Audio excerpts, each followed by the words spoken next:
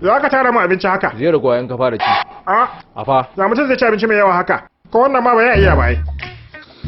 Yalla bai mai haka ne. Ka ce su kwashe rabi mana. Wato halaka kobo. Ni ina ciyar da mutane da soyayya ne.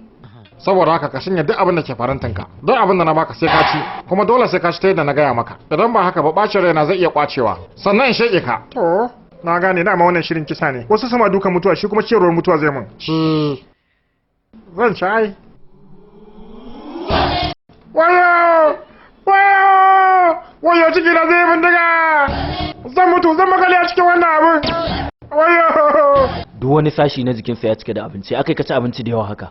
Yalla bai bacci ne ba, wallahi dure suka yi min. Dure abinci da yawa haka? Ba ni labari. An gaya ma teburi ne zaka dora ninka? Me? To shikenan. To yanzu. Wai, kai likita ne ko lauya?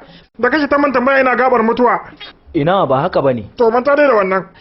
Ni dai dan Allah yi min aiki a kwashe abincin nan. Dan Allah na loje ka. Sai dai mu aiki mu ci da ba dai abinci ba.